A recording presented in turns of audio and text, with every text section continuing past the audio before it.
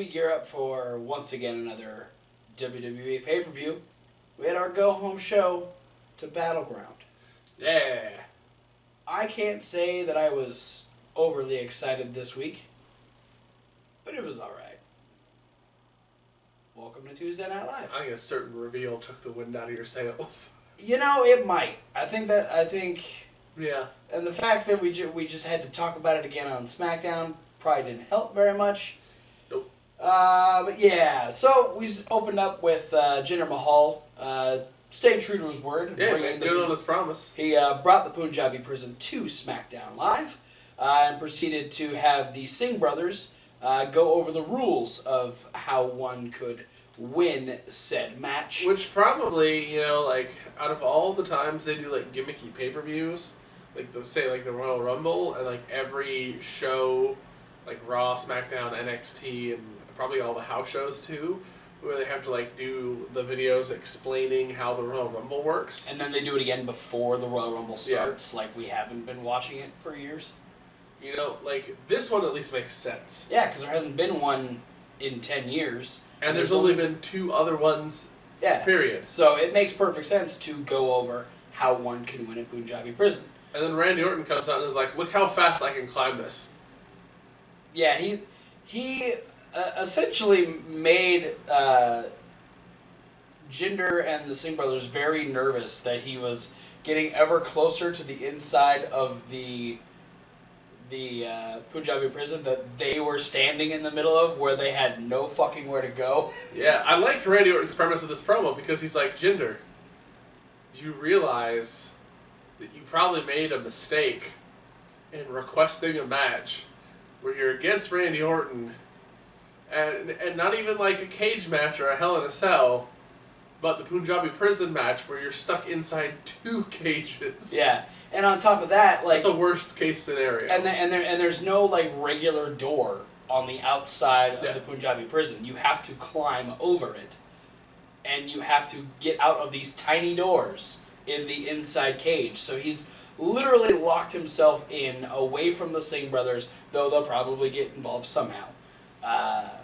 You mean fitting through the giant holes in the cage? They're not giant holes. That's against the... No. There are no rules. There are... Oh, yeah, that's right. I want to see, even though I don't think either of these 2 guys are capable, because the fact, like, the 2 cages are, like, they top out at the same height. Yeah. But, like, if they ever do this again, they need, like, a super athletic guy. To jump from one cage to the other? He needs to jump off of the outside cage over the inside cage to crossbody on the inside. That would scare the shit out of me if someone tried to do that. That would make you do T-Rex arms? arms? Oh, that'd be major T-Rex arms. Did you kind of almost T-Rex arms just thinking about it? Just thinking about it, yeah, no, I got close. I don't want to think about that. So yeah, we had some good build towards that match. I'm excited to see what these 2 can do in it. It's probably going to be the best Punjabi Prison match we've ever seen. What? You mean Batista versus Great Khali isn't the best Punjabi Prison match you've ever seen? Nah, man. Undertaker, big show. Yeah, you ain't gonna beat that Undertaker Tarzan swing kick. That's true. That was pretty epic. That's about the only thing they're not gonna be able to top, is because they don't have the Tarzan vines anymore. Unless they add them between now and then. Maybe they just didn't want to put them up on SmackDown. They're gonna wait till Sunday. It's a pay-per-view exclusive. We'll find out. Fake vines. We also had another match between the Usos and the New Day. This week we had Jimmy Uso versus Kofi Kingston. Yeah. It was good. It was alright. I mean, you got... Not like they haven't wrestled a bajillion times. And it's not like they're really good friends outside of, kayfabe. Yeah, I mean, it was... What's that? What? Something that died years ago. Oh.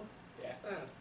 I know, right? Yeah, Kofi tried to do a crossbody on Jimmy, and unfortunately Jimmy was able to back roll and use the momentum to roll Kofi up.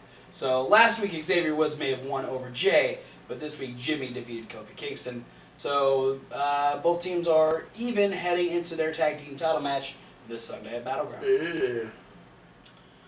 We also had Chad Gable respond to the shocking reveal that Jason Jordan is Jason Angle. No, Jason Jordan Angle. Hammerschmidt. Chad was like, hey, it would have been cool if you would have told me, but hey, I get it. He's dealing with some stuff. That's cool. Look how weird I look with my hair pulled back into a ponytail. And now I'm going to do stuff all by myself. I look like a different person.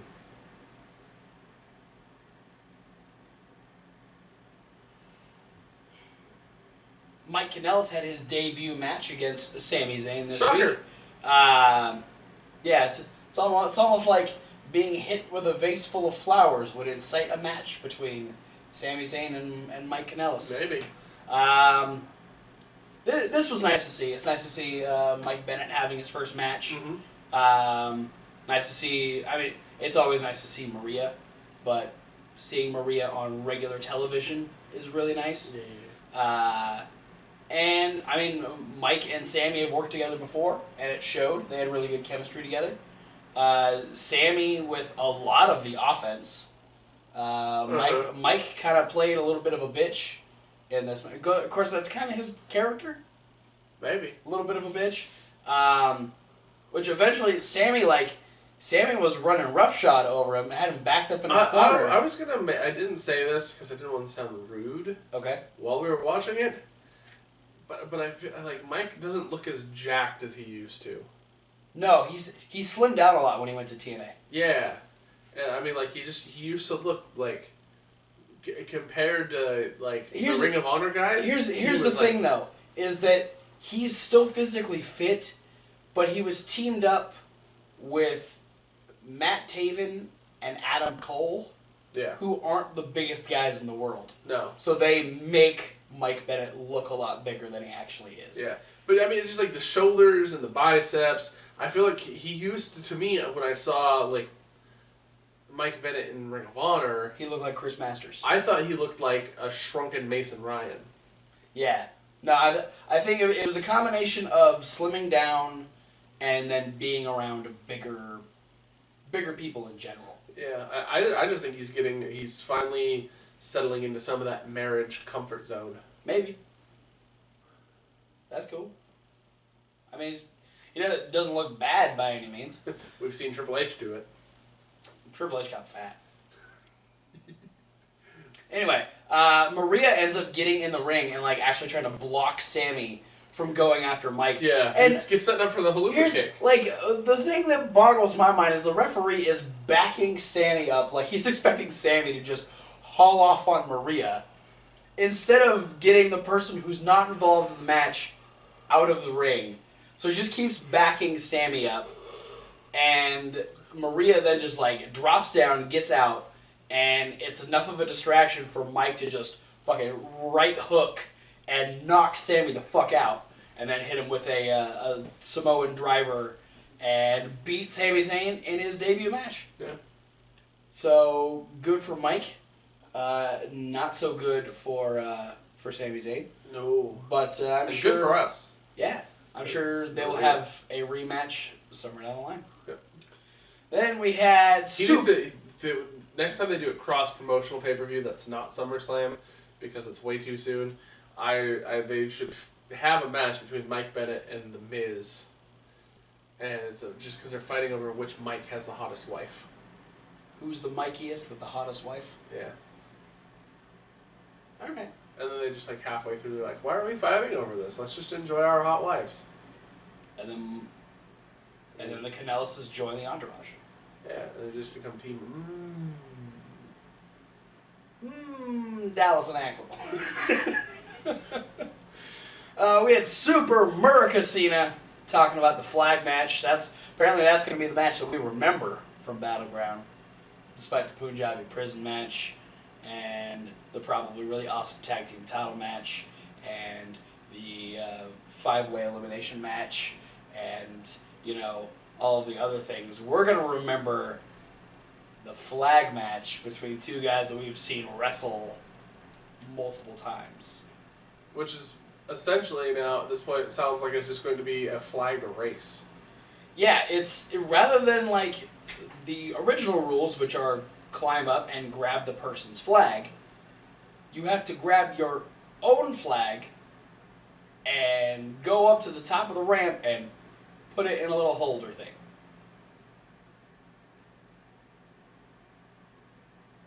Really?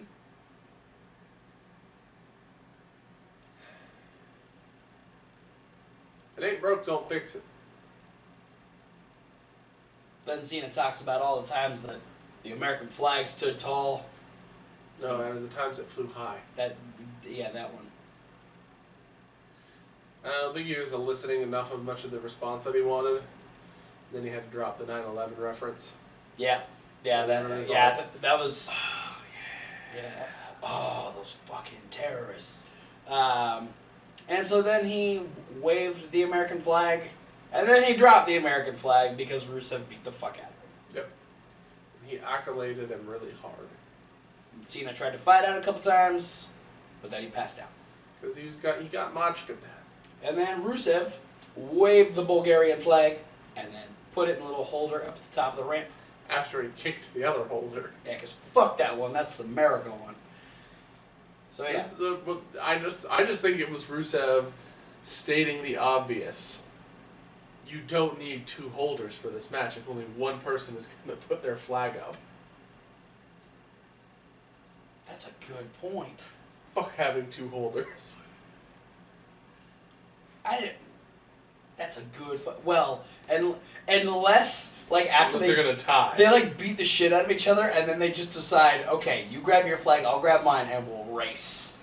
And it's just first person to get there. But I mean, still, you only need one. Yeah. Why would you even have the possibility of a tie in a match like this? It makes no sense. But it's happening. At one point they like duel with the flag sticks. Just start like lightsaber fighting with the flags. Awesome. I'm all for that. I might remember that. Rusev pulls a little cap off the bottom of the Bulgarian flag and it's like a pointed end. Oh jeez. Starts trying to stab Cena. Carlito's like, I did it first. And Cena like turns the American flag upside down and there's like a gun that shoots bald eagles at Rusev. Shoots bald eagles. I feel like we had a very similar discussion while we were waiting for the match to start at WrestleMania. Probably. Especially with that very America promo package that had all the presidents promo for Cena. Oh man. Anyway, moving on. We had Becky Lynch versus Charlotte, which was suggested to Shane by Natalya after everyone else wanted to fight Lana. Yeah, and then Tamina said no. Nobody's fighting Lana, and Shane everybody's like, including right, Shane. Shane went, okay, no one's fighting Lana. I get it. So it ended up being. Oh, I'd be intimidated by Tamina too. Yeah, she's kind of. She was like the biggest person in the room. So we ended up getting Charlotte versus Becky Lynch with Natalya at commentary. Great match between Becky and Charlotte because, I mean, they've wrestled each other 1,000 times, and it's been a while since we've got them one-on-one. So it was fresh. It was new. It was nice to see them doing what they do best. Surprisingly, though, for me at least, Becky Lynch got the win over Charlotte. I kind of saw it coming. I did not expect it because I thought they were still really pushing Charlotte as like she wins every time. I think sort of that's what they were going for was the surprise factor that everyone I think was expecting Charlotte to get the momentum going into the number one contenders match. Makes sense. So she's probably going to win now. But she took the high risk and she went for a moonsault, which she missed, and that left her open. She almost got the ropes a couple times, but she eventually tapped out to the disarmor. And then we had Tamina and Lana run down and start doing some shenanigans. We had Natalya get in and start doing some shenanigans. And I wanted to be shenanigans. Well, yeah. And then eventually it was just everybody hitting everybody. But Tamina and Lana were the last ones standing. Yeah, and it made sense because they were the only ones that were like functioning as a tandem. Yeah, they were the only unit actually working together. Natalya is just kind of by herself at this point. Natalya is just throwing shade at everybody. Yeah. Speaking of ladies throwing shade at each other, Naomi talked about how she was going to be at Battleground to congratulate whoever wins the 5-way elimination. And then the briefcase sort of hovered into view. Yeah, because Carmella said, hey, wherever you go, so do me in the case. So we'll see you at Battleground. Yeah. Then we have the Fashion X-Files. Man, Breezango, Fashion Police.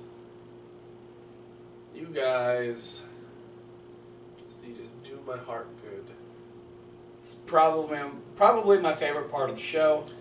It's the best weekly running segment of any WWE programming, I think. Main roster programming. Well, I'm just like saying, like, I'm going to go with all of them just because NXT really doesn't have a reoccurring segment on their shows. That's fair enough. Okay, yeah, I'll agree with that. Yeah, this was them. The closest NXT has is like those 2-part in-depth looks at some guy's backstory, which are usually really good. Yeah. But they're not Fashion X-Files good. No. This was them dressed as Mulder and Scully, which was funny, and then them talking about ghosts and aliens, and at one point there was a ghost that turned out to be Aiden English just practicing his... And I'm going to be completely real. I'm sad that I didn't realize it was Aiden English until they revealed the curtain. Like, I felt I should have recognized the voice. See, when he started doing the ooh, like, I was expecting... I don't know what I wasn't expecting Aiden English, because I didn't think it was going to be someone singing. Yeah. The first person that actually popped into my head was Howard Finkel. That would have been hilarious. But no, it was Aiden English hiding in a curtained closet, which Breeze is like, it's just English warming up. Don't worry about it. It doesn't exist. And then a UFO appeared, and it was just a delivery guy turning on a light, to which Fandango thought he was an alien. It was just... You breathe oxygen too, huh? So human-like. Yep. Just his face. Just sign, and then so he handed a box over, and he got the hell out of there. And then we quickly switched from X-Files to Seven, which 7 is one of my favorite movies of all time, so I'm totally okay with that. But we had the head of Tully the horse hiding in the box, and a note that simply said Battleground. And someone who didn't realize they were writing too big for the piece of paper that they were and it was like, Battleground. It's one of those things where you're like, oh, I've got all this space to write in, and then when you finish the first half, you're like, oh shit, I went way too big. Yep. I fucked up. That is, by the way, the curse of everyone's first time of trying to design a sign for our wrestling show. Yep. Seen it many times. I've done it. I know you have. I've seen the sign. And it opened up my eyes. Moving on to our main event, which was tag team match. We have Baron Corbin and Kevin Owens taking on Shinsuke Nakamura and AJ Styles. Corbin tried his usual tactic of attacking Shinsuke during his entrance, but Shinsuke was ready for it. Kevin Owens tried to help Baron Corbin take the advantage, but AJ ran down. And we had a pretty solid tag team match between these guys. I mean, not a whole lot to write home about. It's just building. They're saving their energy. Yeah, it's just building up because we have 2 singles matches coming out of this. And AJ was pretty close to winning, despite Kevin Owens and Baron Corbin dumping Shinsuke over the barricade on the outside. I would have loved to see this happen, but Styles was setting up to try hit a Styles Clash on Corbin.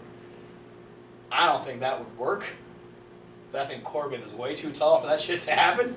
But he was trying for it, but he didn't notice that there was a blind tag. Kevin Owens got in, hit a super kick, and then a pop-up powerbomb, and Kevin Owens pinned the United States champion, AJ Styles. Yeah, one of the things I want to note on is the promo that happened before the match, backstage. Mm-hmm. where Oh, yeah. AJ talked about, hey, you want to talk strategy to Shinsuke, and Shinsuke kind of looked at him and goes, he looks down at the United States title and says, one day, you'll call and I will answer. Yeah. So I think Shinsuke is hinting at this. He's going to be one of the people that's going to answer one of those AJ Styles United States Open challenges. I wouldn't be surprised if that's SummerSlam. Depending on what happens at Battleground, obviously. Yeah. Which we'll talk about later in the week when we have our Battleground predictions. What? Let's move on to 205 Live, where we opened up with the 2 out of 3 falls. Yeah, I was okay with it. I feel like this whole episode should have gone the other way around. The backwards way? Because I feel like I got less and less interested in it as it went through. Because I was looking forward to the 2 out of 3 falls match. I was assuming it was going to be the main event. But it was the opener. It was a great match still. It was fun. A very, very exciting match. It makes me wish that Drew Gulak got more matches on 205 Live. Yeah. It's always fun to watch him hit and kick people. Yeah. He's a little rough. So, yeah, I mean, great stuff all the way through. Some interesting choices for the way falls happened. Yeah, because the whole first fall portion of the match was Mustafa Ali trying every single different pinning combination he knew on Drew Gulak until one of them stuck. Yeah, he got what most people, I mean, it's what I know it as, is the Dragon's Lair. Drago on Lucha Underground uses it. Something says seatbelt pin. Something's a seatbelt? It's like the something seatbelt pin. Oh, okay. I've heard Quack call it some sort of a seatbelt related pin thing. Quack, please post in the comments what the name of that pin is. And then Gulak, not too long after, got just a really aggressive setup into a dragon sleeper. He was going for his running dragon sleeper. Yeah. It didn't quite hit the way it usually kind of does. Overshot a little bit. But he was able to get it back. He dragon sleeper to too hard. Yeah. He was able to get it back and dropped him down and wrenched back, so he got the submission for the second fall. And then the third fall is where they really picked up, and like there was a long gap between second and third fall, which was nice, and it was a good solid match all the way through. But Gulak had that moment where he felt like he needed to go to the top rope again, and it made him kind of waver a little bit, and he put one foot up, and then he told himself, no, the last time this happened, I lost. I can't do this. So he went back down to the second rope, only to get a Rana off of the second rope, and then immediately, this was the weirdest part, is that he gets that Rana, and his way of selling is going, no, don't hit me with the inverted 450, no, don't do it. Why? Why was Mustafa gonna like, oh, I'm sorry, Drew, I won't hit you with my finisher to win this match that you've been building us up for months now? Well, the first thing my first instinct thought was like panic mode. Yeah. Because I was wondering if like maybe that was Drew going, no, I'm hurt, don't do the 450. That's essentially what I thought too, but I figured the referee would have like actually stopped Mustafa if there was something severely wrong. It was really weird watching Drew go, no. He was like holding his back and like waving his hand like it was gonna, like, that's the weirdest sell I've ever seen. I don't know. But Mustafa Ali ends up getting his second fall, therefore winning the 2 out of 3 falls match. Is this the end, or will Drew try and come back for revenge? I doubt it. I kind of hope this is the end, because it doesn't really need to happen again. We had the Brian Kendrick defeat Devin Bennett, because he's British. Not only British, but Manchesterian. Which is the same place that Jack Gallagher's from. So he beat him with the captain's hook. Yeah. Devin only got like... He got a slap. Yeah. That was about it.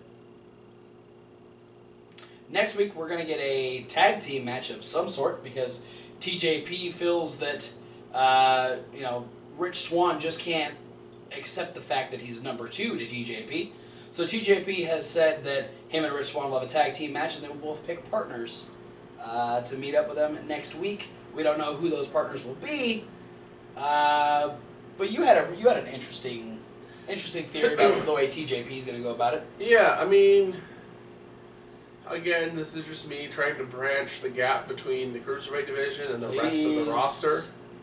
Be nice. I just said that one of the ideas, Rich Swann will grab, Cedric Alexander or Brand Metalik or just somebody else who's on the 205 Live roster. And then TJP will pick, a non-Cruiserweight huge guy, which will help him, dominate the match. I want TJP to reveal his first. And be like, oh, I got this guy from, the heavyweight roster. He's...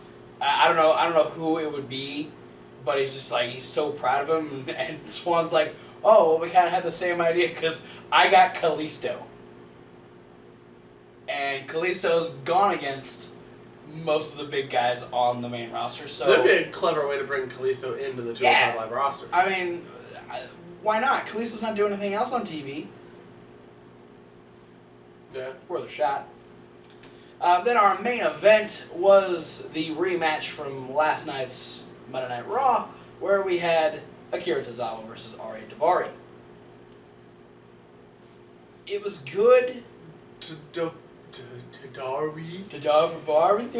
Tozawa sells the shoulder as if he was a murder victim. Well, I mean, Arya wasn't exactly letting up on that shoulder. He was doing quite a bit of damage to it, which was great. I love when people like Daivari get a chance to do something.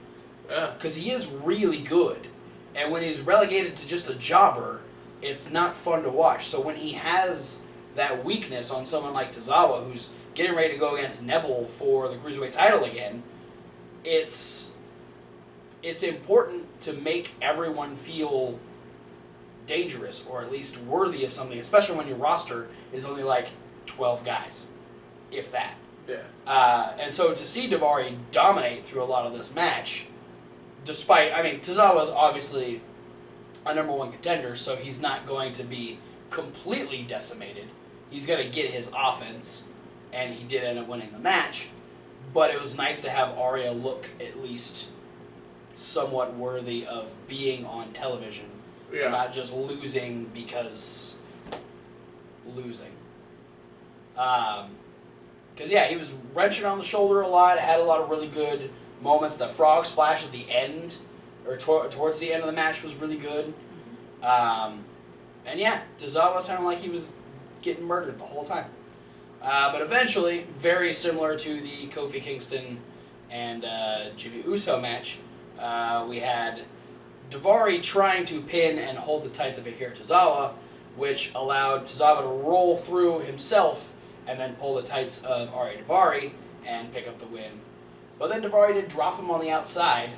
He flung him into the post, and Tozawa face planted on the ground. Like when The Rock used to fly forward and post himself in the face. Tozawa did that with his shoulder. And it was awesome. So, Tozawa won the match. The real takeaway from this is the only thing that Titus O'Neil teaches people how to do is hold the tights.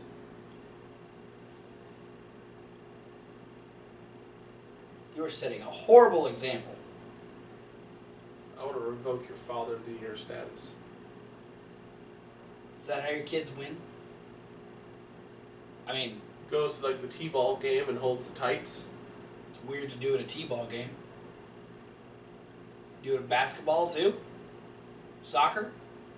Does he have all sons? Yeah. Okay. Then I won't say ballet recital. Which you don't even really win at. Some dudes do ballet. There's nothing wrong with that. If you want to do ballet, but don't hold the tights. That's weird. That's creepy. Especially in ballet. Why are you trying to win a performance? It's not even a game. It's not a sport. It's like a art piece. You're working together to make this thing work. Why are you pulling people's tights? See what you're doing, Titus? You're corrupting the youth of America. You're tearing this family apart. Corrupting the youth of America.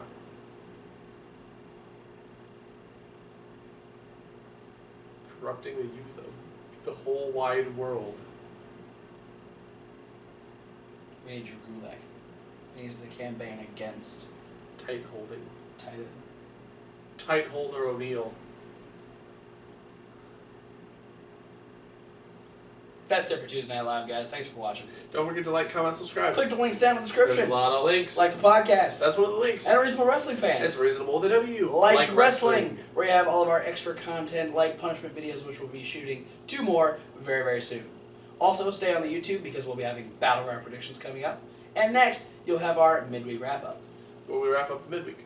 Exactly. But for now, guys, thanks for watching. We'll see you at whatever video you decide to watch next. Fuck Titus O'Neill. No.